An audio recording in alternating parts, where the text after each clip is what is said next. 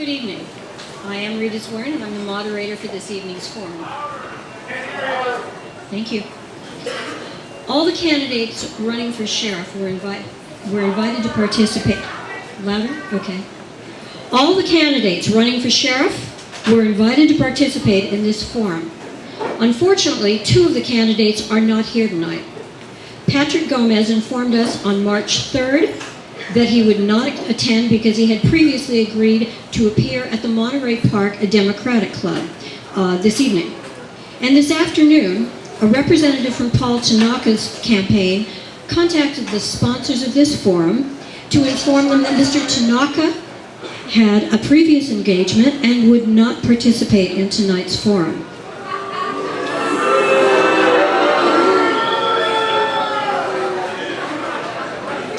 The audience here tonight has been invited to submit written questions for the candidates. Please raise your hand if you'd like to ask a question, and one of the monitors will provide you with a card and pencil. Questions will only be collected during the first 3 rounds of questions. We would like to request that the audience turn off all cell phones and pagers, and that they refrain from applauding or otherwise disrupting the forum. If a candidate's supporters cause disruptions during another candidate's remarks, the second candidate will be given additional time to compensate for the interruption. Our timekeeper will alert the candidates to the time remaining with signs of 1 minute, 30 seconds, 15 seconds, and a stop sign when they're out of time. Attacks of a personal nature, including private matters having no bearing on a candidate's public persona or ability to perform the duties of the office in a competent, ethical manner, will not be tolerated. If a candidate makes a personal attack during his remarks, the time required for me to interrupt the candidate and remind him of the rule will be taken from his own speaking time. I'd like to begin by introducing the candidates for Los Angeles County Sheriff here tonight in alphabetical order. They are James Helmold, Jim McDonald, Bob Olmsted, Todd Rogers, and Lou Vince. We will now begin with the first round of questions. Each candidate will be given 2 minutes to respond. And the first question will be directed first to Mr. Helmold. What are the top 3 objectives you would work to achieve in your first 24 months as sheriff? Mr. Helmold, your 2-minute response, please. Well, the first thing we need to do is what has already started, which is we need to establish very clear expectations. Very clear expectations of conduct, and the fact that the Sheriff's Department will no longer tolerate any of the aforementioned things that have come up as pursuant to the Jail Commission. So laying out those clear expectations, then holding people accountable to those standards. This comes in the format of providing policy, supervision, and training to ensure that all of those expectations that we outline for conduct that's expected, we provide a realistic mechanism to actually implement those. And then finally, we need to continue with modernizing our Sheriff's Department to deal with the emergence of cybercrime, identity theft, and advanced technology going into the future. Thank you. Mr. McDonald, your 2-minute response, please. Thank you very much. In going in, getting a baseline, doing a forensic audit financially and throughout the organization for systems to see where we are as we begin our move forward. And then to be able to set standards and put metrics in place so that we can measure progress as we move forward. That's a critical piece to seeing where we've been and where we're going. We also need to put systems and controls in place rather than relying on individual managers throughout the organization to try and meet expectations that are not very clear. We'd also put in, as a recommendation to the Citizens Commission on Jail Violence, an audit and inspection division that would be able to go out throughout the organization, locate and identify any deficiencies within the organization, and make modifications or corrections to that, as well as to be able to celebrate successes without the organization, so we have positive feedback as well as correcting deficiencies.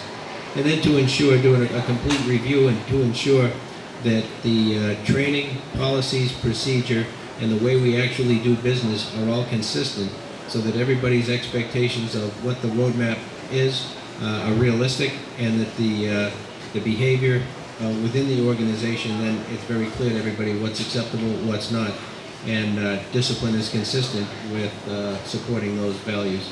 Thank you. Thank you. And I've had a request that our speakers, please, our candidates, please speak, project to the back of the room. They're just having a little trouble hearing. Mr. Olmsted, your 2-minute response. Thank you. Can you hear me out there? Very good. The most immediate thing I need to do is I need to restructure our command staff. If you've read the paper for the last 3 years, it's been nothing but embarrassment, turmoil, malfeasance that have occurred. This did not happen in a void. This happened with the consent or knowledge somewhere down the line with captains, commanders, chiefs, everybody within the organization. How do you hire people and know you're hiring the bad people, and this occurs in a void? It's unacceptable. So I'm going to have to restructure the entire command staff and by word and deed let them know what I'm responsible for and what I'm going to do. And I agree with Jim. We're going to have to do a baseline forensic audit. I'm going to have to go through and identify every single penny and every single account, grant, then make welfare money, asset forfeiture money, everything we have to ensure that we're using these funds in a righteous manner that's designed for the best interest of the community. Another thing I need to look at is we lost over $100 million in lawsuits in the last 3 years. 100 million, 47 million last year, 33 the year before that, and my projection is probably going to be a lot more. Some of my biggest advocates are the civil and criminal defense attorneys, and I asked them afterwards at a couple of fundraisers, have we ever come up to you and asked you why we lost the case? Have we ever inquired what we could do better? All of them, to a person, said no, and we would love to talk to you about it, we would love to help you about it.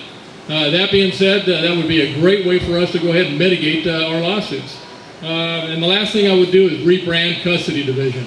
Custody Division is where our men and women are brand new right out of the academy end up working. And they get indoctrinated into the culture of the organization. And if you have corrupt culture from the onset, that can permeate and stay for the 30-year career. So I need to make sure that they have excellent mentors within the program. Thank you. Thank you. Mr. Rogers, your 2-minute response, please. Thank you. The first thing would be focusing on internal accountability. Do an internal and external assessment of all of our command areas to see how we're functioning internally and how we're delivering the services both within the organization and to the public. Number 2, and a major priority for me, is the institutionalization of community policing throughout the Los Angeles County Sheriff's Department. The principles of community policing, partnership, problem solving, apply to every aspect of our operation, not just our 23 patrol stations. They also apply to the jail operation, courts, Metropolitan Transit Authority, everything that we do. The pillars of our public safety mission will be suppression, prevention, intervention, and rehabilitation. We cannot arrest our way out of crime issues in our communities. We need all 4 of those. We will embrace and institutionalize law enforcement-assisted diversion. We need to find at-risk youth in our communities and help them and avoid committing crimes instead of arresting them for committing crimes. I did that at Carson Station. We've impacted 800 lives since 2006, and I want to institutionalize that throughout the department. And finally, my priority would be the implementation of a collaborative reform process. This has been tried in other agencies. I want to do it in the Los Angeles County Sheriff's Department. I want to invite the U.S. Department of Justice and best practices experts from around this country to bring them in to look at all the processes of the Los Angeles County Sheriff's Department and make sure we're doing the best that we can do. I want our department to be a laboratory for best practices for law enforcement in the entire nation. Thank you. Thank you. Mr. Vince, your 2-minute response, please. Good evening. I agree with all my partners here in their details to handle this, what they'll do, but none of those things can be implemented without the trust of the community. So my number 1 priority would be to rebuild the trust, not only of the community with the Sheriff's Department, but of the employees with the Sheriff's Department, with the management at the Sheriff's Department. That trust has to be there. That's where the sheriff gets his authority from, and that's who the sheriff serves. I would do that by setting clear expectations and holding people accountable. The second thing, and I think one of the most important things, is the jails. We have to do something about our overburdened and all too often too violent jail system. Some things to reduce overcrowding that I want to see. I want to lobby the Board of Supervisors to have the Department of Mental Health find a place or find resources to treat the people with mentally ill. I don't want them in my jails. They don't need to be there. It just exacerbates the problem. The second thing is to stop enforcing low-level crimes, for instance, the war on drugs, and keep people that merely suffer from addiction out of the county jail system. The third thing that I would do in the first 24 months is institute a reform plan. And that reform plan would go hand in hand with what I want to do with the jails, and I want to see deputies come out of the academy and go in the street and learn that they're serving their mother, their brother, their sister, not when they go into the jails and get indoctrinated into that subculture and learn that they're dealing with a very small segment of society. They need to come out of the academy and learn community-based policing and get to know the community and then go to the jails later. Thank you. Thank you. The next question will be directed first to Mr. McDonald. The 2012 report by the Citizens Commission on Jail Violence found that, quote, there has been a persistent pattern of unreasonable force in the jails that dates back many years, unquote. Do you agree or disagree with this finding by the Jail Commission? If you disagree, please explain why you disagree. If you agree, please explain how you would address this problem. Mr. McDonald, your 2-minute response, please. Thank you very much. I wholeheartedly agree. I was one of the members of the Citizens Commission on Jail Violence. We took a year and looked very, very closely and inspected every aspect of the jail's custody division, and then what led us outside of that division into the rest of the department. We followed that as well as far as addressing cultural issues. We made 63 recommendations for change that were given to the sheriff and spread throughout the department. My hope was that we would be able to get to a much better place in the subsequent year that followed with those recommendations being implemented. Unfortunately, in that interim year, we saw additional scandals. We saw the indictment of first 18 and then 2 additional deputies. And is there a need for change? Absolutely. Do we need to move forward with those 63 recommendations? We do, as a beginning blueprint for the change, but those don't stand alone. There's a lot that needs to be done beyond those 63, and it goes throughout the organization. We need additional accountability. We need to put systems in place, command accountability systems, where we set the standards high, we bring people in, we inspect the command, and ensure that they're meeting their goals, that they're moving forward, and that we're using quantifiable metrics to do that. We also need accountability, not to tolerate misconduct, not to see the things that we saw either condoned or actually encouraged in some cases within the jails, behavior that we couldn't have anticipated we would have seen in 21st century Los Angeles. So there's a lot of work to be done. There's a lot has been identified on a roadmap on how to get there, and I'm anxious to get started. Thank you. Thank you. Mr. Olmsted, your 2-minute response, please. Yeah, there was a significant problem with force in Men's Central Jail. And the end of 06 and 07, I was asked to come in and go ahead and make significant changes. I saw what the problems were, and I took them on directly. I was able to lower force in the year of 07, 25%. I've got the stats, and I brought them here with me tonight, and if anybody would like to see them, I'll show them to you afterwards.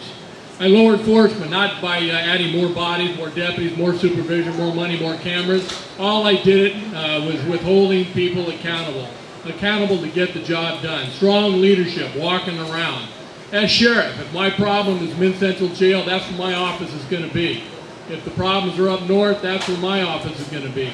I managed by walking around. I was able to successfully go ahead and make the particular changes.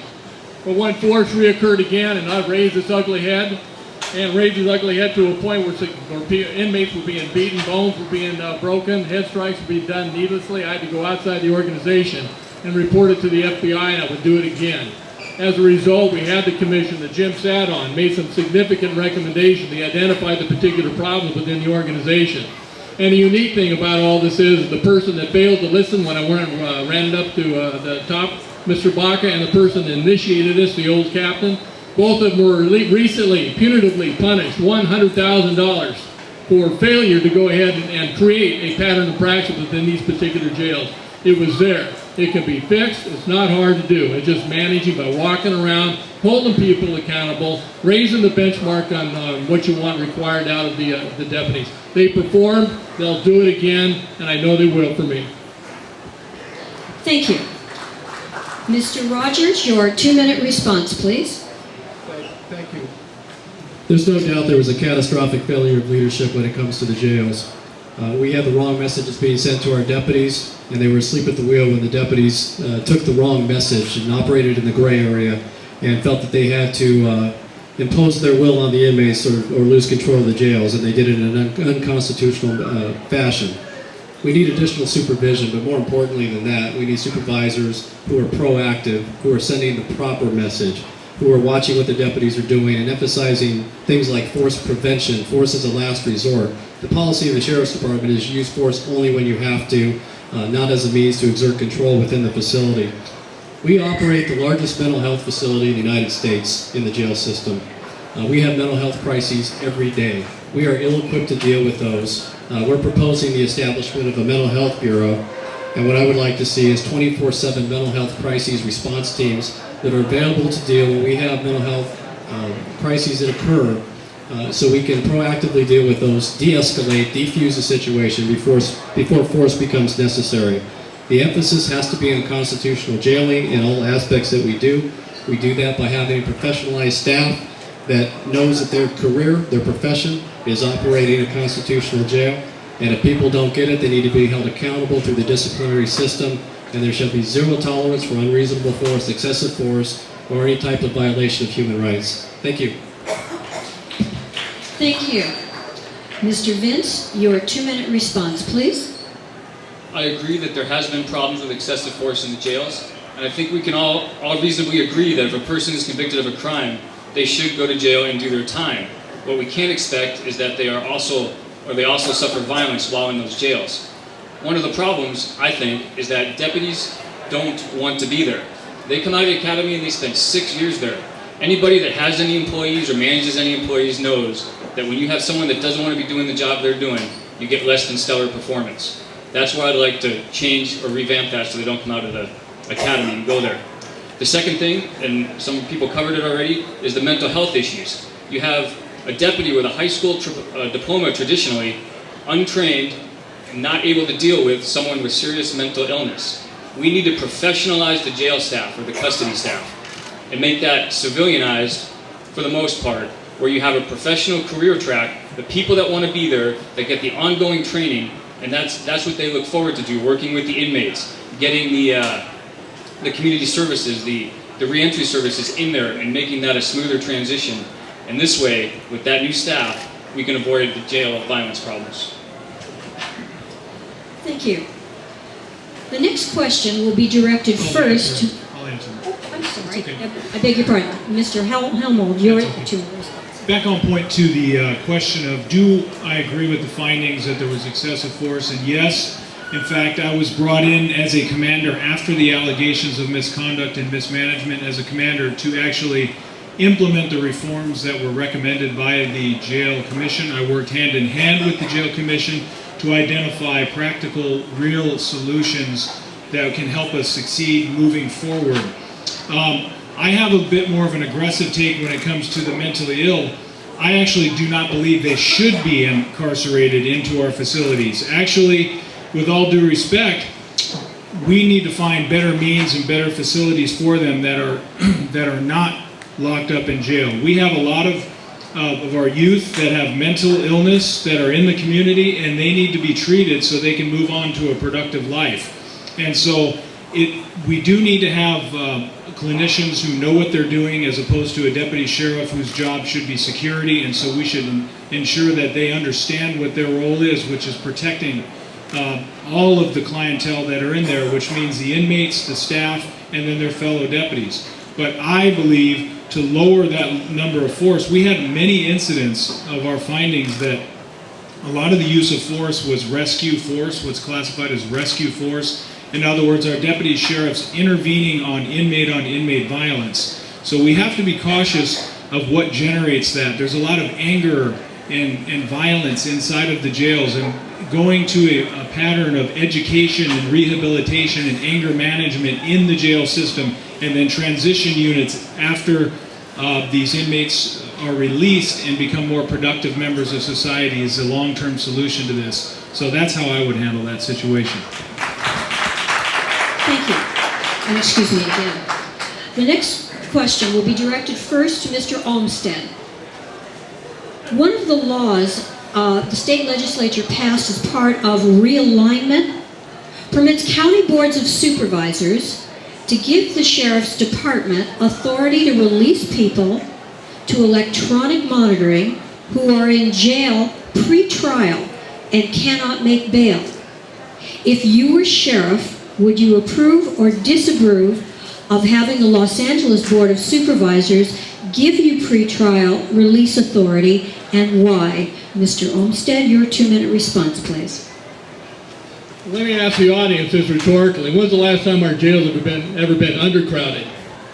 Our jails have always been overcrowded for the 33 years that I've worked there. We have some very significant problems there. As a matter of fact, I've read recently that in 4 years we're going to have 10,000 more state prisoners in the state prison system, raising that, which means 40% of those are going to go through my custody headquarters area, custody environment. That being said, we need to anticipate what's going on and have preventive measures, not today, but we should have started this yesterday. Part of the stuff and other ways we can do this with the AB 109 is have split sentencing as well. I think split sentencing would be outstanding. It would be something that we're going to have to go ahead and figure out and deal with the Board of Supervisors and the judges, and let the split sentencing be another way to go ahead and have inmates exit the system a bit early.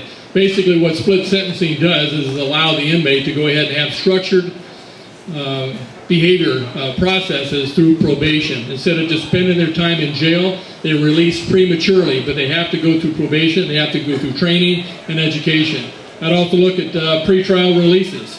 We've got about 700 inmates right now on pretrial misdemeanors inside the jail. We need to take a look at getting them out as well, and allow them to have the bail and access to lower the jail population. And of course the mentally ill. We need to have a mental health court, both pre and post booking disciplines that allow us to go ahead and be able to handle the mental health in a different process that we're doing now. We need to anticipate the future. And part of the future is the jail has always been overcrowded. I need to figure out ways and work with the community and the Board of Supervisors to make this work. Thank you. Mr. Rogers, your 2-minute response, please. Thank you. AB 109 has also brought us 7,000 inmates, new inmates into the county jail system. The worst county inmates that we have in custody now are only serving 40% of their time. Female inmates 10%, these are sentenced inmates, and males 20% who are not the most serious crimes for which they're incarcerated. I absolutely would support having that additional flexibility to manage our jail population. Our jail count is about 19,400 right now. When we get to 20,000, we're critical because we need to have swing space to deal with maintenance within the facility. I absolutely need the flexibility to manage that population. There are a lot of stakeholders in this. We have the Board of Supervisors that to this point has been resistant in terms of granting that authority, and certainly the judges and the district attorney. All of the stakeholders need to be brought to the table, and the sheriff is in the perfect position to make sure this dialogue takes place so that we have meaningful solutions to jail management. Like I said before, incarceration arrest is not the only solution to managing our public safety issues in this county. We need a continuum of services out in the community and within the facility, and we need to have a meaningful reentry program and strategy so we can not only effectively manage the jails, but make sure the people who pass through our jails don't come back. Thank you. Mr. Vince, your 2-minute response, please. My position is that pretrial release should be the norm, not the exception. If we were to do that and do it smartly, we could reduce the jail population by 30%. Quite frankly, right now with the bail system we have, it's based on who can pay is who gets out. And that is not the right way to be doing things. That is not the smart way to be doing things. We need a risk-based assessment to get people that are eligible to have a way to get out. You can't, commit the same exact crime, but then have different financial means, and you got to spend the time in jail, where another person that committed the same exact crime is now free and out. What we need is the risk-based assessment. So part of that would be the electronic GPS monitoring, and that's part of it, and that can work. Obviously, we need to use a different company than the probation department is using. So I would lobby the Board of Supervisors to approve that and make that work and find a different company with the technology to make it happen with the GPS bracelets. Thank you. Mr. Helmold, your 2-minute response, please. I know that this is okay. I know this is a nonpartisan race, but this is where my democratic values really come out.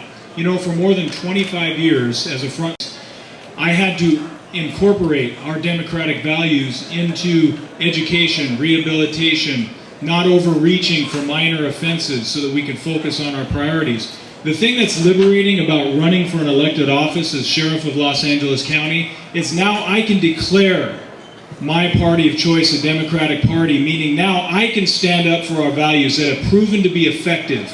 They've proven to be effective in that, and as it relates to the jail management of the population, is we are holding too many people in our jail facilities. We need to properly manage our jails and not get lectured by Republicans who talk tough on crime but then leave us with an overcrowded jail system.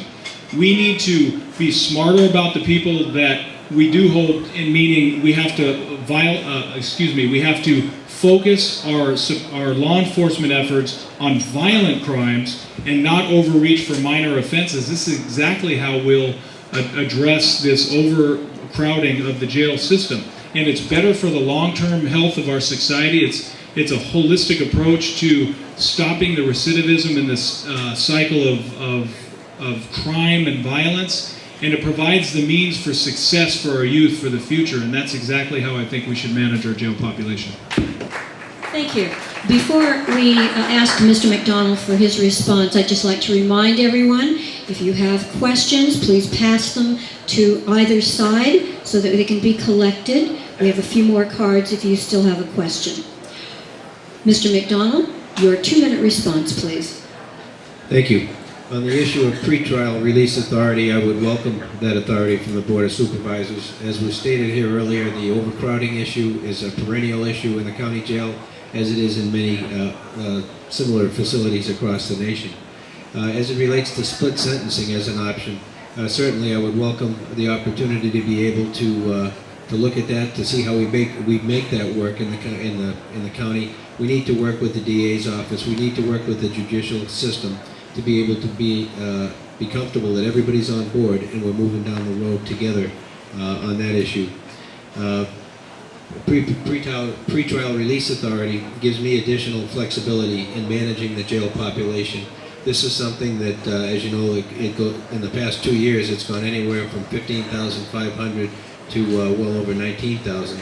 So some challenges there that we continue to face. AB 109 realignment has changed the landscape that we operate in, and we need to be flexible in dealing with that. Nonviolent offenders, again, you heard about the risk assessment tool. We need to be able to do that triage. Who do we feel comfortable releasing to the community? But we need to do so in such a way where we use GPS, we use other tools where we can ensure that behavior is appropriate. The mental illness issue is touched on. I can't say enough about that. We have not been doing that well. We need to change that dramatically. And we need a comprehensive reentry program. The way we've been doing business has not worked, and the results are predictable. We've seen the recidivism rates being what they are now for so long. If we continue the cycle we've been on, we'll continue to get the same results, which are not productive. Thank you. Thank you. The next question will be directed first to Mr. Rogers.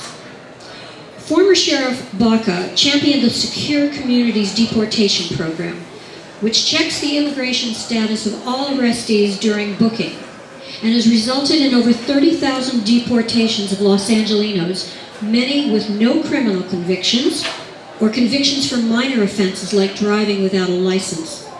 A recent study by researchers at the University of Illinois found that 44% of Latinos in Los Angeles fear reporting crime, in part because of the Secure Communities program. What is your position on the program? And if you were elected sheriff, what would you do to address the fear it has created among many members of the immigrant community? Mr. Rogers, your 2-minute response, please. Thank you. I was raised by a grandfather who was a proud immigrant from Chihuahua, Mexico. My sister joined our family at the age of 9. She was born in Tijuana, Mexico. And when she was reached adulthood, she had not been naturalized. She had gone through the Mexican foster care system, Los Angeles County foster care system, and she hadn't obtained citizenship. So we had to go through that process. And as I think about this question, I think about what would have happened to her if she got a minor traffic violation, was arrested and incarcerated, and we used Secure Communities to identify her as a non-naturalized citizen and was deported to a country that she didn't speak the language and knew nobody there. I definitely wouldn't support that. My family experience certainly guides me. It guided me when I was a captain of the sheriff's station. It will guide me as I'm sheriff. I'm proud to say that I just signed a letter recently that was forwarded to our interim sheriff recommending full and formal compliance with the Trust Act in California. So the Los Angeles County Sheriff's Department has been informally implementing that for some time, but we are officially on board from here on out, and that will continue under Sheriff Rogers' administration. Thank you. Thank you. Mr. Vince, your 2-minute response, please. Well, I should point out, number one, that I'm a progressive Democrat, so this response may not come as much of a surprise to you, but I don't support Secure Communities. ICE will not be in our jails. I reject the Arizonification of LA County, if anybody thinks that that's a good idea.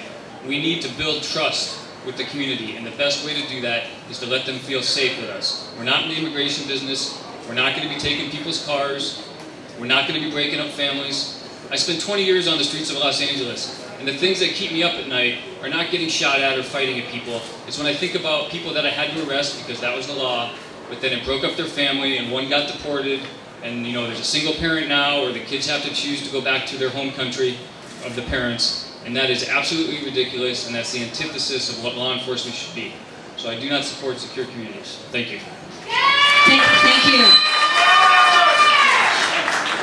Mr. Helmo, your 2-minute response, please. That's where Lou Vince and I would absolutely agree, as both being Democrats. We have to ask the question, why are we using local law enforcement resources to enforce inconsistent and unclear federal policies that don't really make sense to the security, certainly in Los Angeles? It breaks my heart. More than half my career was working the graveyard shift or the overnight shift, and it would always break my heart when people would be afraid to report crimes out of fear of contacting the sheriff's department for being reported to be deported. And we can't have that. We need to uphold public trust in our local sheriff's department, and enforcing ridiculous federal policies that are unclear and inconsistent is not the way to do that. So we need to garner trust, and I will make sure that we are consistent with those trust issues by not enforcing these inconsistent and unclear federal policies. Thank you. Mr. McDonald, your 2-minute response, please. Thank you. I'm the son of immigrants. My parents came over a year before I was born from Ireland, so I'm sensitive to the issues that people face when they enter a new country. A lot of challenges. Secure Community checks the immigration status, but ICE can't mandate what you do with that. There's an Attorney General opinion that basically supports the local jurisdiction's ability to be able to do what they believe necessary. We need to be in compliance with the Trust Act of California, no doubt. We do need to work with ICE when we focus on predators. There are people in our community who are preying on people in their neighborhoods, people very much like them. We need to be look at it as a tool in the toolbox, and you don't use the same tool for every job. Community-based policing is a foundation of how I do business. We need to be able to establish and maintain a rapport with the community. We need people to report when they're a victim of crime. If they don't, we can't help be able to make the neighborhood safer. When people are living in fear, we have a situation that should not be tolerated in our nation. We need a partnership with all communities throughout the county. We need to work with people closely, and we need to be able to, at the end of the day, come together and believe that we're all working together toward public safety for all. Thank you. Thank you. Mr. Olmsted, your 2-minute response, please. America has always been a land of dreams and freedom. It's been that way for centuries. It's going to be that way for centuries to come. We're going to have immigrants coming across the borders constantly, and rightfully so. They want to reach the dream, the same dream that all of us are here for. That being said,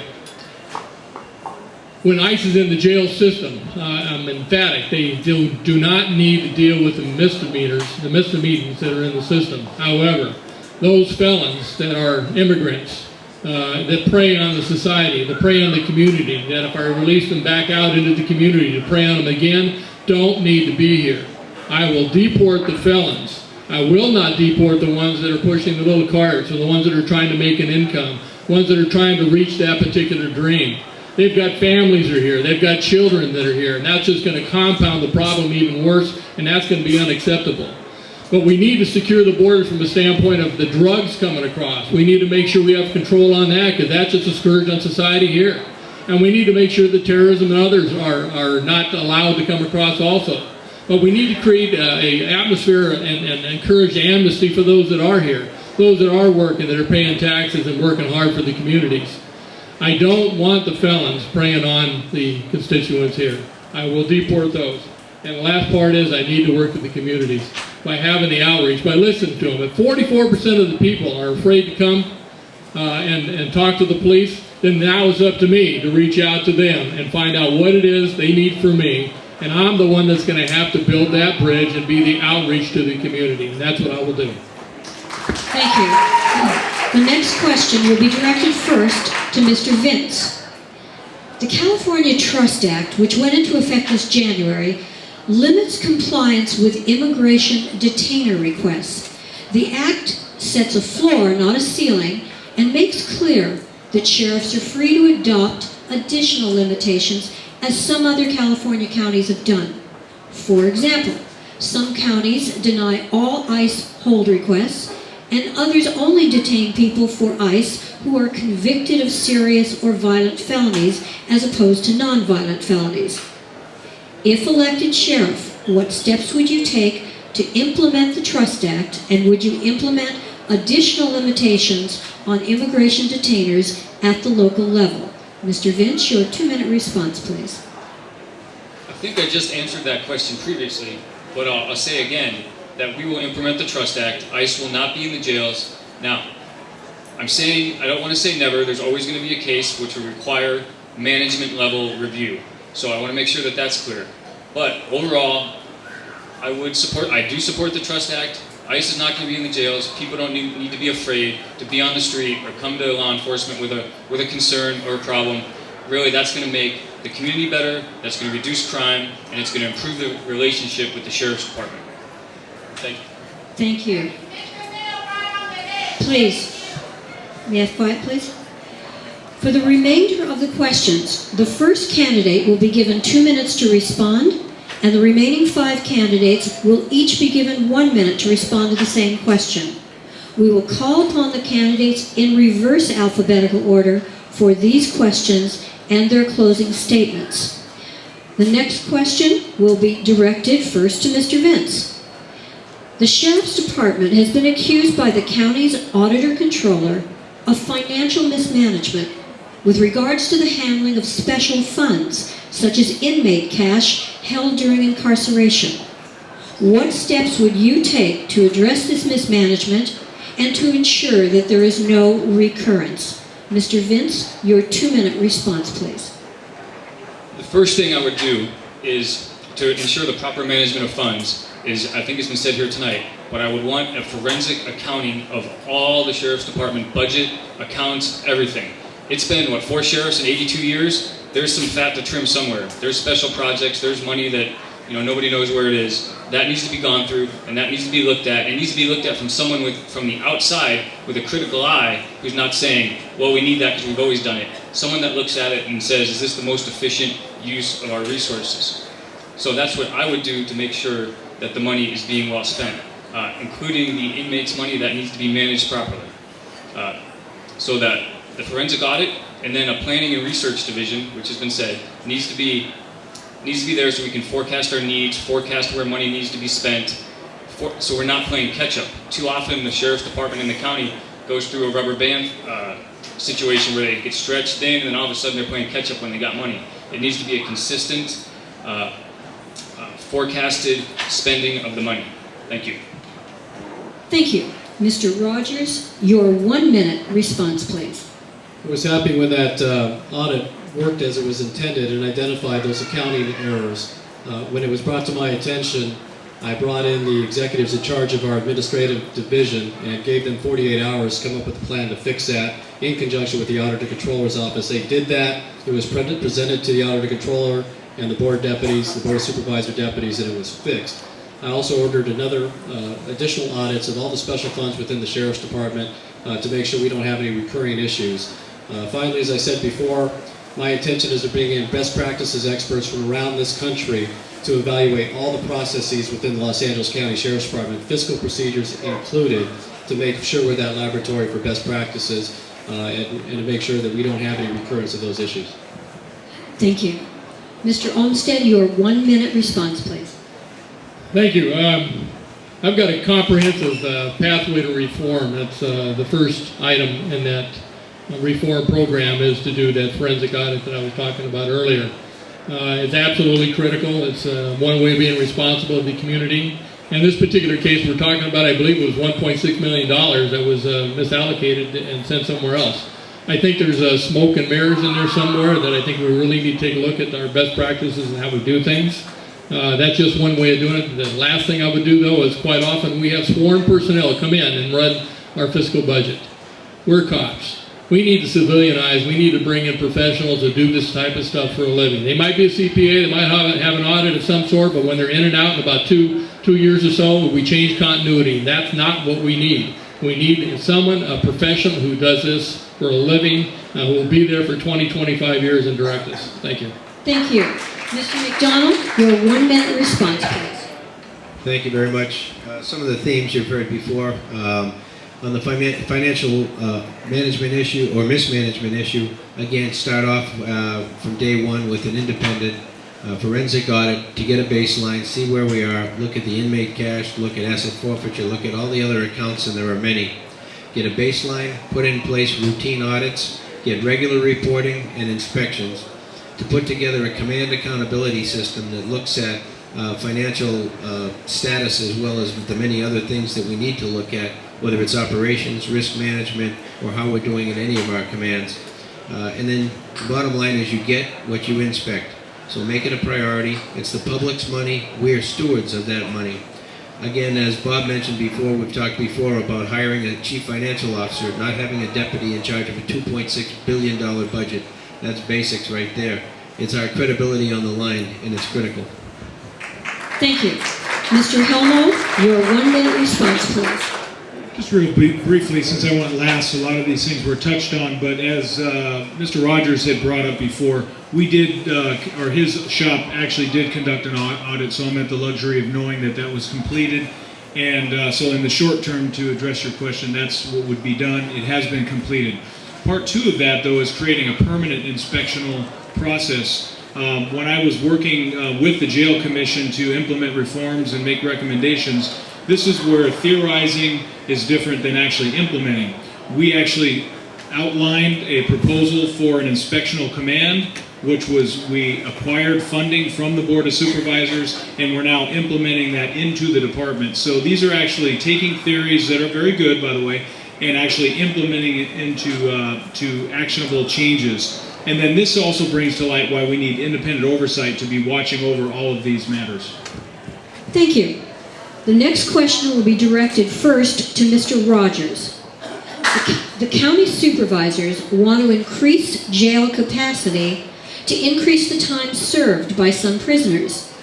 What is your attitude toward jail expansion for the purpose of increasing the percentage of the sentence served? Mr. Rogers, your 2-minute response, please. We have a couple. It must be my fault. We have a couple of issues there. We have the influx of inmates from the state prisons through AB 109. We also, as I mentioned earlier, have the worst of the county inmates serving only 40% of their time. I think that's too little. I think it's unacceptable. I think if they're sentenced to a certain amount of time in custody, they ought to serve that time unless they properly earn credits for rehabilitation, reentry programs. We need to have maximum flexibility to manage our jail population, but as I also said earlier, incarceration is not the only solution. We need prevention, intervention, rehabilitation. We need to have that continuum of services within the jail system to make sure that we reduce our recidivism rate. It's our obligation to make sure that when these inmates are in our custody, that we're doing the best we can to make them productive citizens when they return to society and not come back into our custody. Thank you. Mr. Olmsted, your 1-minute response, please. I think we discussed this a little bit already. Like I said, our jail's been overcrowded for years and years and years. The biggest impact we're going to have to lessen the overcrowding so we can have inmates that need to be there longer is to deal with the mentally ill. Right now, those that go to jail spend about 10% of their time, and that's it. Those that truly need to be locked up, we need to create the bed space for that. I can create bed space by looking at 15 to 20% of the mentally ill and having this mentally ill court as a or as a post-booking process where they actually come in and be interviewed by the mental health, by the PD, by the DA, and be able to divert them immediately back into a mental health program. That would be one immediate way to do that. Thank you. Mr. McDonald, your 1-minute response, please. Thank you very much. The move for the Board of Supervisors looking to increase jail capacity, to increase the percentage of the sentence served, I think we need to look at that.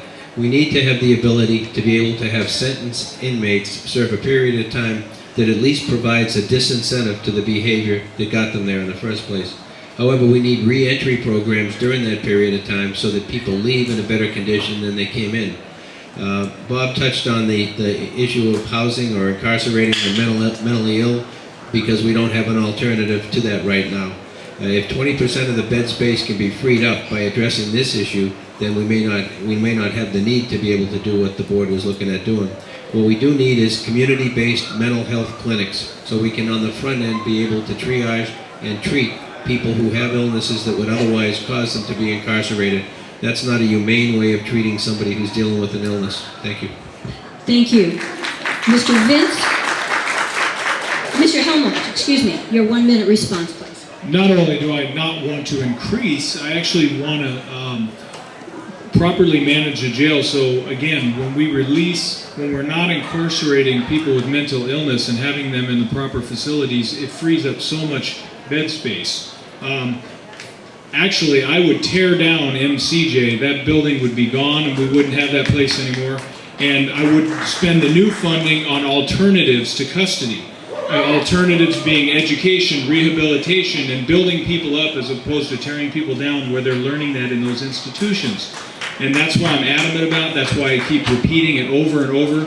And so no, I will not seek to actually increase sentences unless we're talking about violent offenders. All of us want to make sure that violent offenders and those are active in doing things such as spray painting the face of a 6-year-old child in the neighborhood, they need to be held into custody, no doubt. Nobody's saying they shouldn't.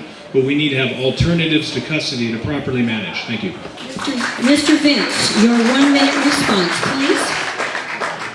The United States has the highest custody rate in the world. I am absolutely against any expansion of system capacity in LA County. We need to spend more time, money, and effort on keeping our children and our community and our family members out of the jail. When my deputies do have to close the cell door on somebody, I want them to be on the when they close the door, I want our children to be on the outside. I don't want them to be on the inside. So, if we do need to have people in jail, we need to better manage the population that is there. Like I said, people that simply suffer from addiction, people with mental illness, and the pretrial release will increase the ability to have people serve longer sentences, those that deserve it, without having to increase system capacity, because once we do that, those beds are always going to need to be filled, the unions are going to want the jobs, and it's going to be a demand to fill it. And we can't keep growing like that. We need to be smart on crime. Thank you. The next question will go first to Mr. Olmsted. The new Inspector General just recommended that the county not renew the contracts of Merrick Bob and the Office of Independent Review. Do you agree or disagree with this recommendation, and why? Mr. Olmsted, your 2-minute response, please. I agree with the IG on this. He needs a fresh start to be able to identify what the problems are and have a cadre of personnel that work for him and not bifurcated or split between the others that might have an agenda. Sometimes what we find all too often is that once you're within an organization so long, you have a tendency to start thinking like that organization. And that's not what we need right now. We need some new eyes taking a look at the particular problems that are going on, and this is just one way of doing it. Max Huntsman, I think, is going to be an outstanding way of looking at this. But I'd also expand some of the stuff and allow the citizens to be able to address him as well. And an avenue where he's going to be able to listen to what the needs and wants of the communities and how that affects them with their relationship with the Sheriff's Department. And this is just another way we can build public trust. But I wish the best for Max Huntsman. I'm looking forward to working with him diligently. And I think he's going to do well if he can have the right people underneath him, and I'm looking forward to this open transparency with him working with us. Thank you. Thank you. Mr. McDonald, your 1-minute response, please. Yeah, thank you very much. In looking in the activities in the last few days and the decision of the Inspector General to not renew those contracts, or his recommendation to that effect, I look at it, he's building his team. He needs to be able to put together a team that he's worked with, that he's comfortable with, and is moving forward. There have been unclear lines in the past as far as who is responsible for what, who's accountable for what, and who reports to who. I think we have an opportunity here with the new Inspector General in place, Max Huntsman, to be able to have clear lines of responsibility. On top of that, then we have the ability to implement citizen oversight, to be able to have members of the community with access to what's going on within the department, so that we remember who we're responsible to, and that's the community, and not simply just a chain of command. The transparency issue, clearly, the more transparent we can be, the more we build community trust, the more we're able to do our job in a way that everybody finds credible. Thank you. Thank you. Mr. Helmholtz, your 1-minute response, please. On this one, we have to be methodical and not quick to answer, in the sense that Mr. Huntsman is very qualified, obviously, and very thoughtful in executing what he wants as far as oversight of the Sheriff's Department. So I would be very interested in hearing what his plan would be as an alternative, because we must keep in mind that the Office of Independent Review and Special Counsel does provide an oversight function within the Sheriff's Department. So we need to make sure that oversight functions do continue, in the sense that it improves quality of investigations, it improves insight to some of the vulnerabilities of an investigation. So we need to support him as he comes up with his recommendations, but at the same token, we need to make sure that those functions of OIR and Special Counsel Merrick Bob are filled. Thank you. Mr. Vince, your 1-minute response, please. I support Mr. Huntsman's recommendation to eliminate those two entities. And what I think you see with Mr. Huntsman and someone coming in, someone new, someone with a fresh set of eyes, you see a little microcosm of what's going on with the sheriff's race. You can have an outsider come in and say, you know what, why are we doing this? It hasn't worked. We've had an opportunity. OIR, Merrick Bob has had, I mean, how many years have they been there? And we get the same result over and over again. So it's time for someone to come in and make some changes, and I support those changes. And as your sheriff, I would give Mr. Huntsman unfettered access, because really his authority and his success depends on how cooperative the new sheriff is. So I would give him that access. Thank you. Thank you. Mr. Rogers, your 1-minute response, please. It's all about public trust. If the public has lost confidence in the Office of Independent Review and Merrick Bob, they need to go. I certainly support what Max Huntsman is doing. This is his mission that he's been tasked with by the Board of Supervisors. We need to give him the latitude to do it the way he sees fit. One thing I will say, though, is I have talked to him extensively. His intent is to look at macro issues with the Sheriff's Department from a very high level, look at things after they occur. I think the Office of Independent Review function is valuable within the LA County Sheriff's Department because they have held our departmental executives accountable for making the proper decisions when it comes to disciplinary decisions and have brought a perspective, quite frankly, that some of our folks did not have. So I think a hybrid approach would be good, but in terms of the public trust and public transparency, a Sheriff's Department that has nothing to hide has nothing to fear. Thank you. Thank you.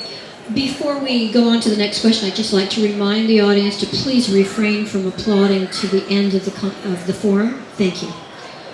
The next question will be directed first to Mr. McDonald.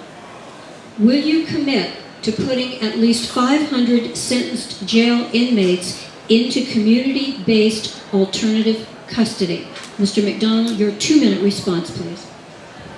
Yeah, I would commit to that at this point. I think 500, when you look at the population of the jail, certainly we can triage that. We talked about numbers of the mentally ill that are being housed as high as 20%.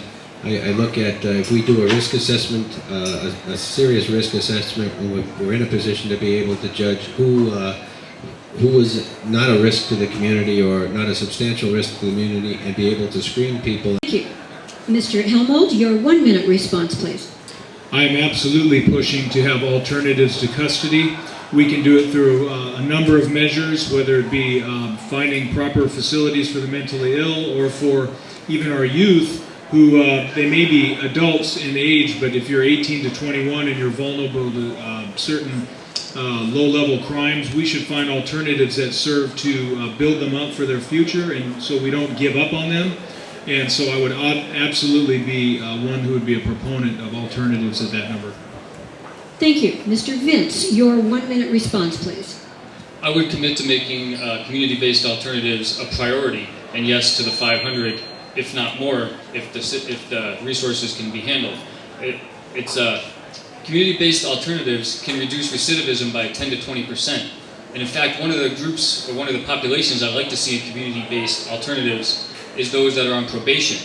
Because I think it's a problem when probationers make a mistake or violated what have you, and they go back into the system. That just exacerbates the problem that led them to that path in the first place. I want to see them go, instead of their violation being done in the jail, to go to the community-based alternative, because they've already been determined that they're eligible for probation and have those resources, and make it a success for them instead of a vicious circle where failure is most likely the outcome. Thank you. Thank you. Mr. Rogers, your 1-minute response, please. So the state of California has tried the approach where you lock people up and throw away the key. Obviously, that's been a failure. We need to look for alternatives to incarceration. We have been using some community-based beds for some of our inmates now. I've been working closely with Assistant Sheriff Terry McDonald to make that happen. We need to expand that. We've talked a lot tonight about recidivism. We need to help people help themselves. Those who truly want to change, there are opportunities out in the community. We have some very credible and very productive community-based organizations that can partner with us. I mentioned earlier community policing, the principles of community policing apply to everything that we do, and part of that is building partnerships. We need to have stronger partnerships with our community-based organizations to make programs like that work, and I would definitely commit to the 500 beds. Thank you. Mr. Olmsted, your 1-minute response, please. I think we're all in agreement on this, and it's been discussed previously as well. Bed space by giving up 500 to community-based community-based processes would be absolutely ideal.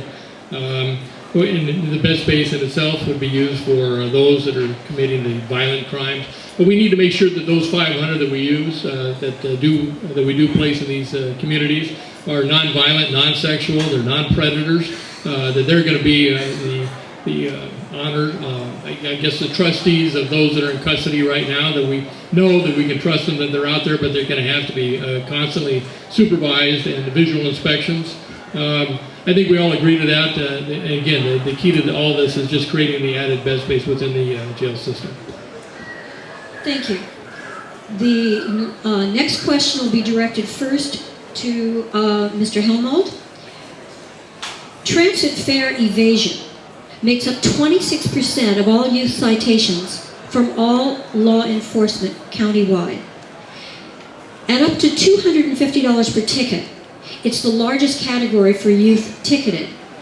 Black youth made up 51% of sheriff fare evasion tickets in 2012. Would you support decriminalization of fare evasion?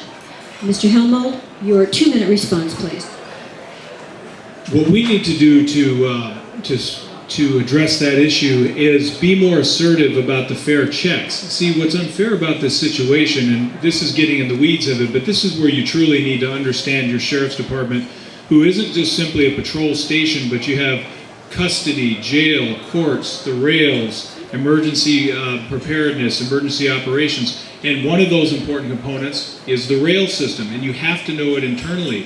What the problem is the way that riders on the rail system enter, they're not necessarily checked there. So it's not fair to randomly start picking people on the trains and then citing them for those large sites. This is almost encouraging profiling that occurs, racial profiling, things of that nature, and it's unacceptable. We need to have a better fare assessment and a better fare checking system. That's exactly how you would address that. Thank you. Mr. Vince, your 1-minute response, please. Thank you. I think this is where it's important, where I, as an outsider, have a completely different perspective. The sheriff's department needs, when I'm the sheriff, is not going to be involved with the MTA. I know it's a great contract. Sometimes things are about things other than money. Okay? The people that are best equipped to handle issues on the MTA or an MTA property are the local jurisdiction where that occurs. They're the ones that know the community. They know the people that are riding those forms of transportation, and that's really back to community-based policing. We don't need the sheriff's department acting almost as mercenaries on the MTA, coming in and doing fare evasions for tax for revenue. And I don't think I need to tell anybody here about I only have 15 seconds, but we need to end the mass incarceration of our youth. For anybody that's read Michelle Alexandra and the new Jim Crow, we know we need to stop that. Thank you. Mr. Rogers, your 1-minute response, please. I've had many conversations with the MTA executives and board members about this very issue. The problem with this fare enforcement is the system design. Why the system was designed the way it is, with no gates to go through and just open systems, requires us to do the fare checks. The MTA management requires the Sheriff's Department as a provision of our contract to do that. And we're telling them that fares need to be checked when people come in, so we can focus on the more serious crimes that are occurring on the line. I think it's good having one agency across the bus and the rail lines for continuity and for mission-specific purposes, but we do need to focus on those most serious issues. We have people who are afraid to ride public transportation. We need to be out there protecting them, giving them a sense of security, and not riding our youth tickets. Thank you. Mr. Olmsted, your 1-minute response, please. Thank you. I think we need to go deep into the weeds on this one. Part of it is that you need to find out if this is area specific. Where is this occurring? What line? What area? What community? And then if you identify the particular problems in those communities, now it's important to reach out to the community, because it's my problem, and I need to build that bridge back to the community. I need to work with the schools, the churches, the community leaders. And I need to ask them, this is what's going on. These are what the stats show in my particular area. And what are we going to do to handle this? What's the root cause? What's the bottom why on why all this stuff is occurring? And once we can reach down to that and figure out a way to bridge this and educate everyone as to the processes and what's required, then and only then are we going to be successful. But it's going to be up to me to reach out to make that bridge. I can't wait for them to come to me. Thank you. Mr. McDonald, your 1-minute response, please. Thank you. As to the decriminalization of fare evasion, we have to look and see what you're doing. Basically, is saying we have free transportation. Can the system support that? If that's something that can be sustained, then it's worth looking at. But right now, we have an honor system where there is an open architecture where people walk into the area where you catch the train, and they don't have to go through turnstiles. They don't have to go through a lot of the things that we see, generally speaking, in other cities. And it is on an honor system. We need to be able to look at this as a quality of life issue, to provide education, and then to provide enforcement where appropriate. I look at a potential for a hybrid model. I look at our own experiences in Long Beach, where we have the ability for Long Beach PD to be able to patrol the lines within the city, but to have the Sheriff's Department be able to provide the overarching ability to be able to look at it system-wide, to be able to respond outside cities or between cities. So some tremendous opportunities out there if we take a fresh look at this. Thank you. The next question will be directed first to Mr. Vince. The Los Angeles Board of Supervisors recently approved a $5.5 billion plan to begin drawings on constructing a new women's jail. Considering the amount of over-incarceration in LA County, do you support constructing more jail space for historically low-level offenders such as women? Your 2-minute response, please.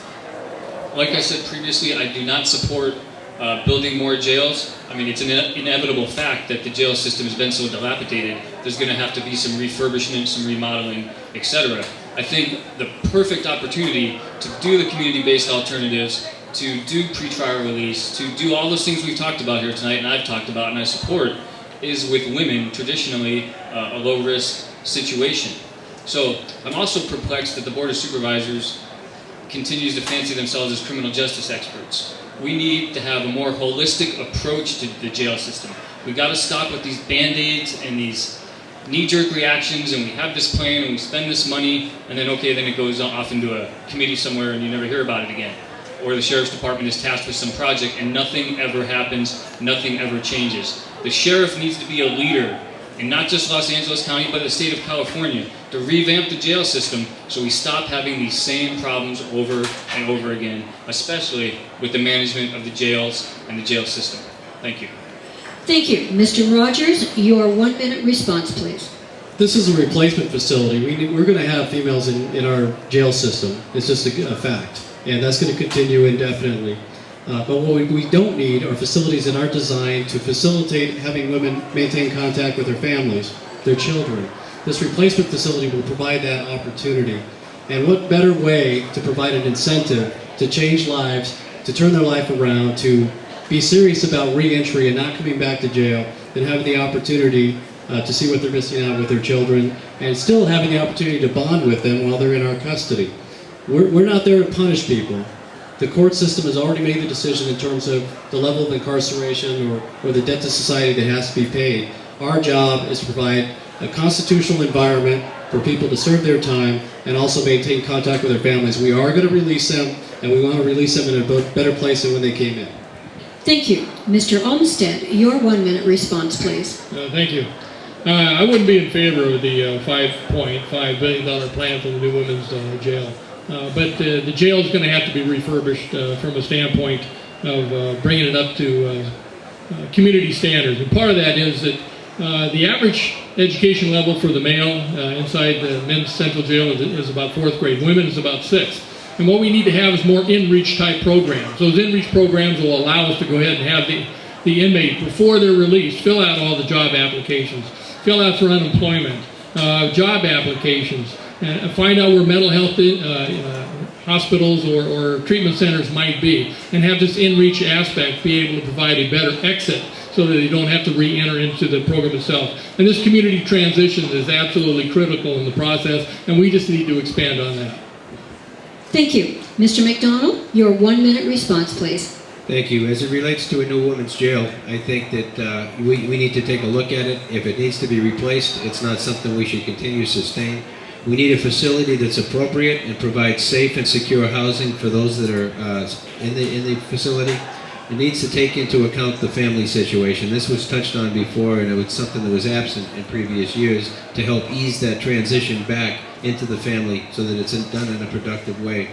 As far as more jail space, we previously discussed this. We talked about the mental health issues, the drug addiction issues, community options for both for release, supervision, and monitoring. We have options that we haven't exercised already. Thank you. Mr. Helmold, your 1-minute response, please.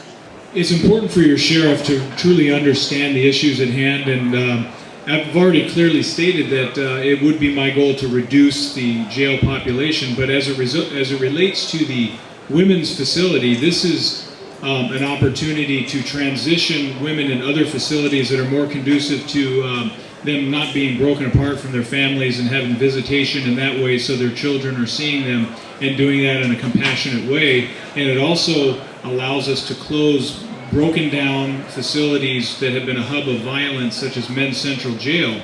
So providing alternatives and allowing the jail population to be managed by putting our more violent offenders where currently the females are at now, because our women inmates are currently in facilities that are intended for complete lockdown, and that's not an appropriate way to treat a woman who has a child come visit them. So we need to understand what the real issue is at hand. Thank you. The next question will be directed first to Mr. Rogers. People that have been formerly incarcerated have a unique perspective that allows them to empathize with people in county jail.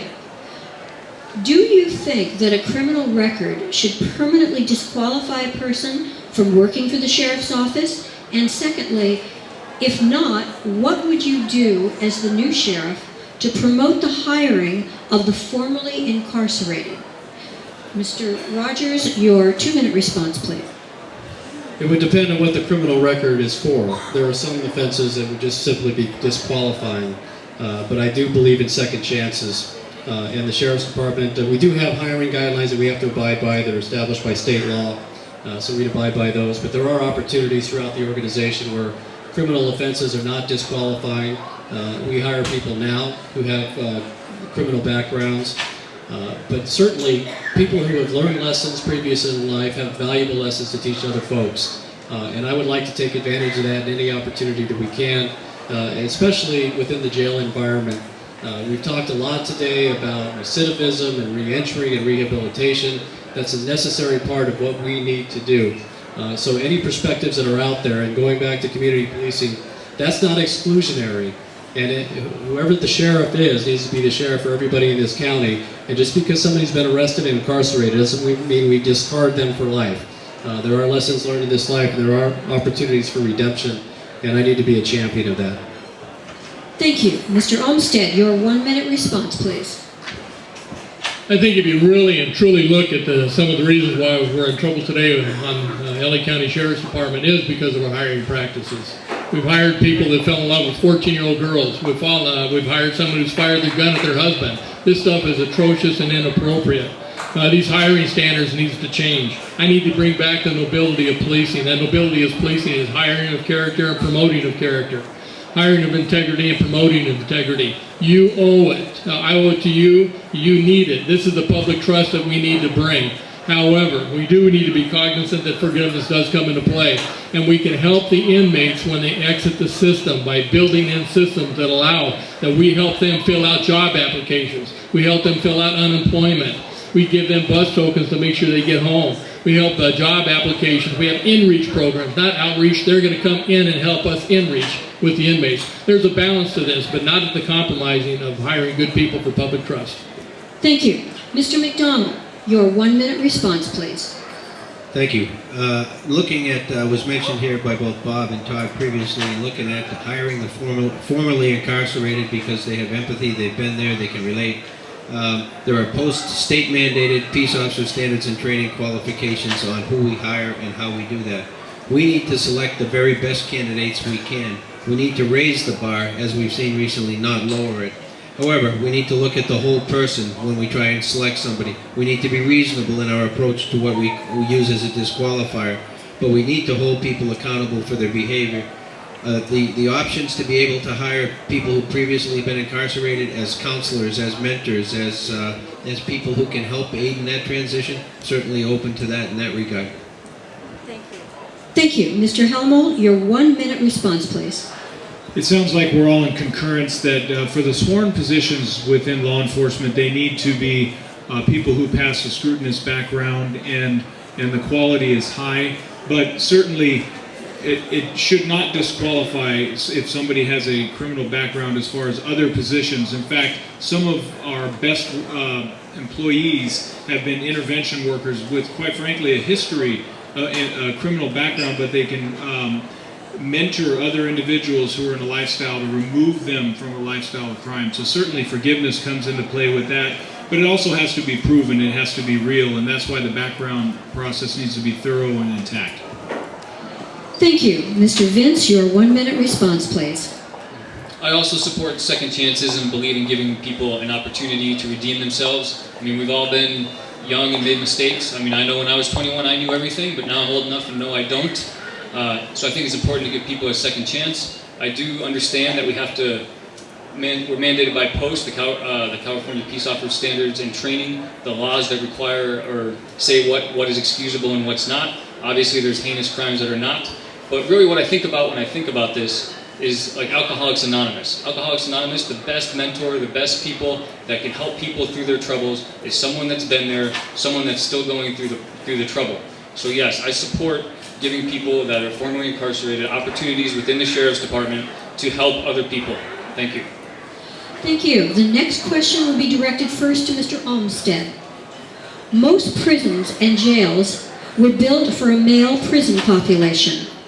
How will you address the gender-specific needs of women in custody? Mr. Olmsted, your 2-minute response, please. As I said earlier, women are much smarter than men. We've seen that in the testing inside the jail systems, and they're also not as violent as men. So we need to build systems in there. And when I was in charge of Century Regional Detention Facility, we brought in all types of different type of programs, embroidery programs, nursing programs, dealing with the families and mentoring type programs. Women, by very nature, are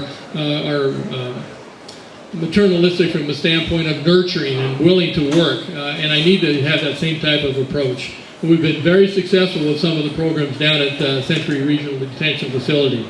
So as far as building prisons for them, they need to be more interactive. They need to have more contact with each other. They need to have more bonding from the standpoint of learning the processes as well, and be able to help each other within the environment that way. So it's entirely different than you would when building a men's system. Thank you. Mr. McDonald, your 1-minute response, please. Thank you. Bob hit on a number of the topics. I think the things that are missing in the jail system as far as dealing with women who are incarcerated are the ability to set up a facility that lends itself to visitation, that lends itself to the person's children coming in, being able to stay in touch with them. We need to focus on mentoring, parenting programs, and a focus on the family so we set people up for success before they're released back into the community. We have an opportunity when somebody is in our custody for a period of time to be able to help shape behavior, to be able to help shape their future, and to the degree that we can, we owe it to them and we owe it to the community to do that in a positive way. Thank you. Mr. Hillmold, your 1-minute response, please. Well, so I think this was brought up somewhat with the previous question where we talked about the approval of a new jail facility for women that was more conducive to a woman, and so we need to be consistent on that as far as whether or not we should build facilities for women that are more conducive to that and allows us to move the population out of the male population into those facilities, because right now our women are currently housed in facilities that are really intended for lockdown, more secure inmates, and we need those bed space because they're more modern, and we do need to move forward with building more modern facilities that are conducive to success for a woman. Thank you. Mr. Vince, your 1-minute response, please. We need to recognize that the female population in the jail system is different and has different needs. The thing that comes to mind up here as we talk about this new female facility in Mira Loma. I'm running for sheriff and I can barely get to Lancaster. I don't know how a family or with kids or a foster parent taking care of kids is going to get out there and bring the family to visit them. We need more satellite locations, more community-based alternatives other than the jails.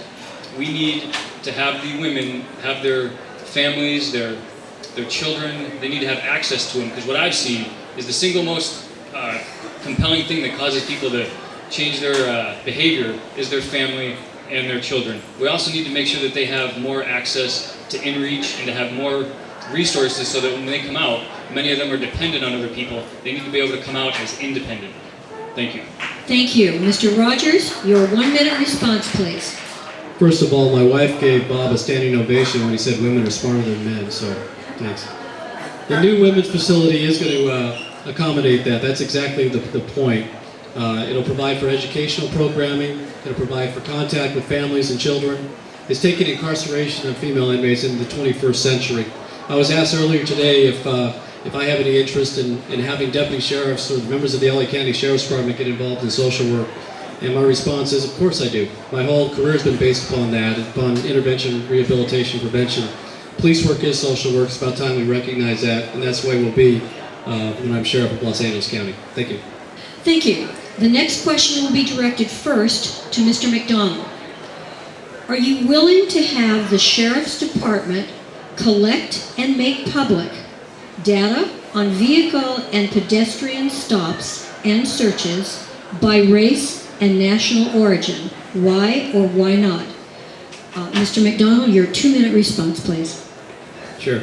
I believe in transparency. I have no issue with reporting in general terms what we're doing. Certainly we wouldn't identify individuals, but reporting for tracking purposes, to trying to get a perspective on where our issues are, what section of the city we're running into what. But I think we need to interpret that data. We need people from universities to be able to work with us so we do something meaningful.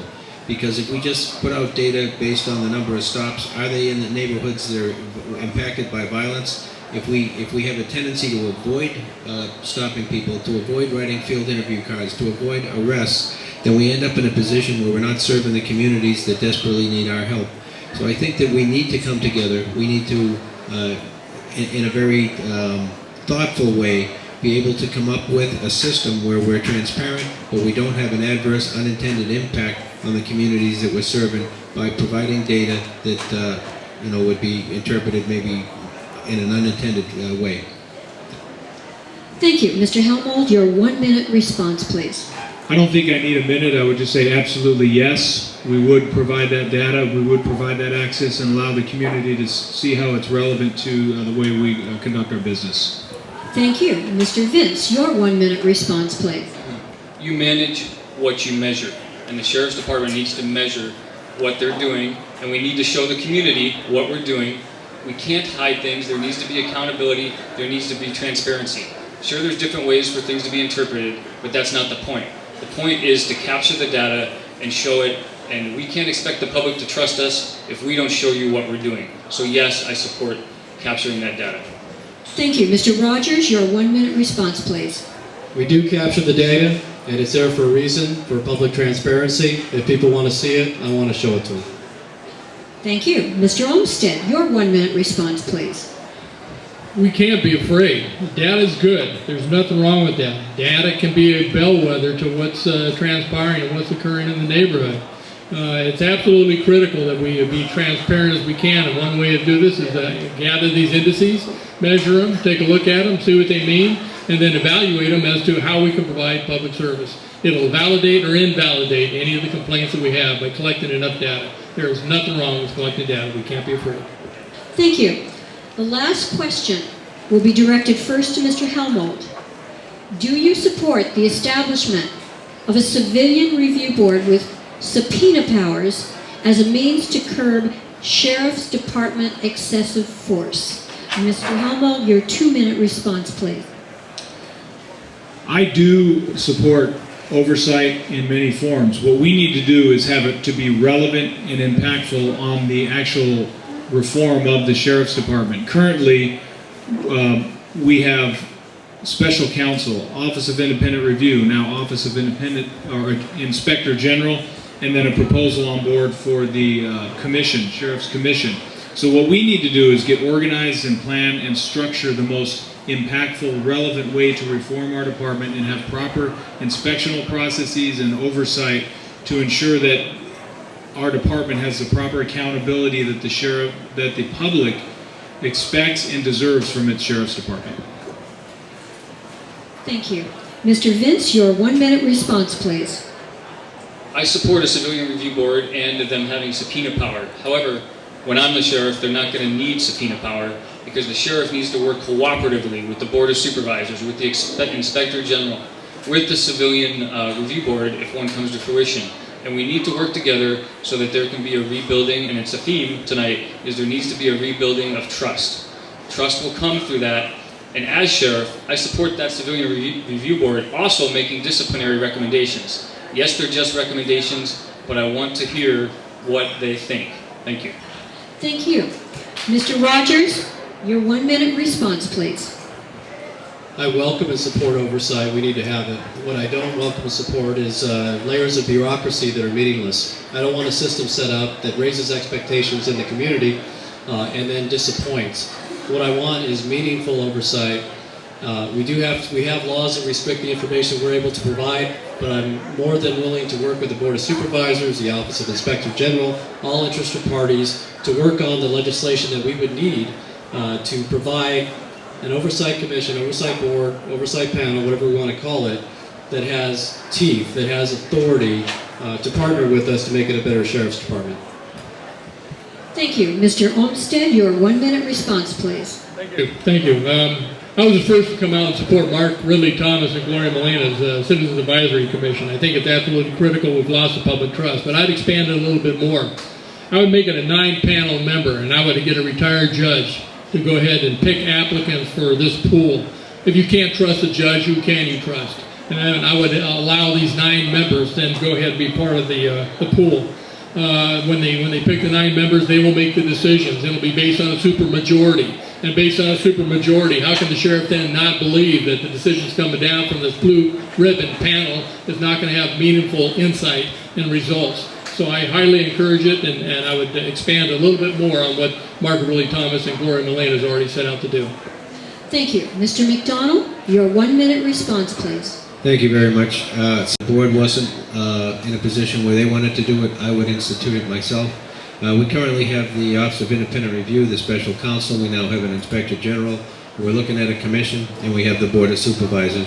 What Max Huntsman in his new role as IG is trying to do is to try and focus those energies into something that's workable, something that puts a body in place to be accountable.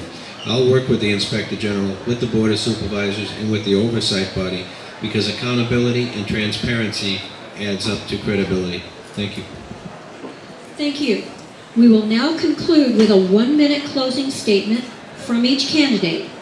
Mr. Vince, your closing statement, please. Reforming the Los Angeles County Sheriff's Department will be a monumental task in light of the many scandals that have rocked the department and the mismanagement that has gone on for far too long. We can't just trade one failed career manager for another. I am prepared to root out an entrenched attitude of resistance towards reform. When I'm sheriff, honest deputies will thrive, as I will institute an unyielding stance against secretive and deceptive conduct. I will rebuild the trust between Los Angeles County and its Sheriff's Department. Furthermore, I want to see the LA Sheriff's Department be far more than just a law enforcer or a jailer.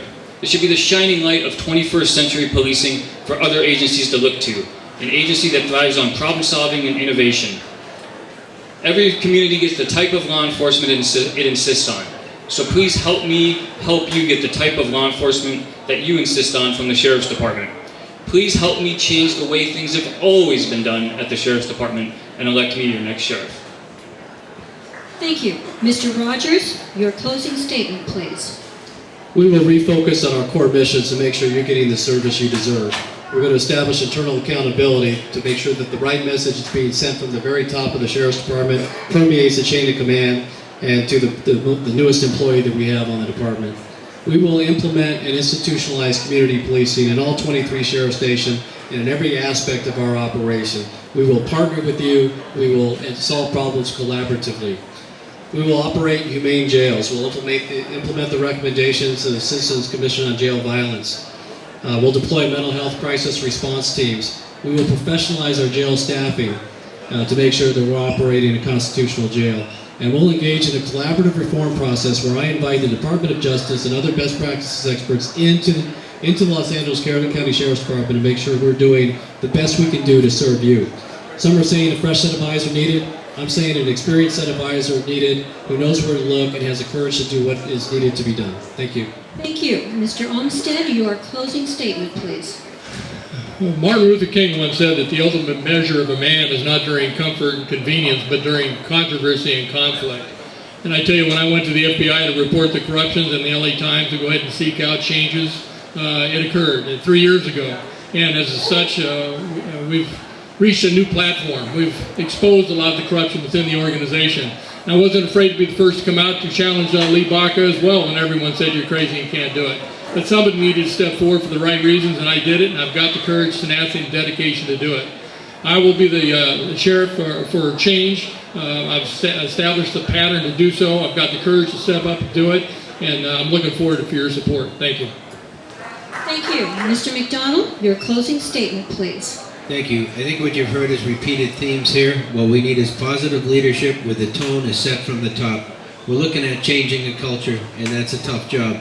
We need to reestablish public trust. We need to renew pride within the organization.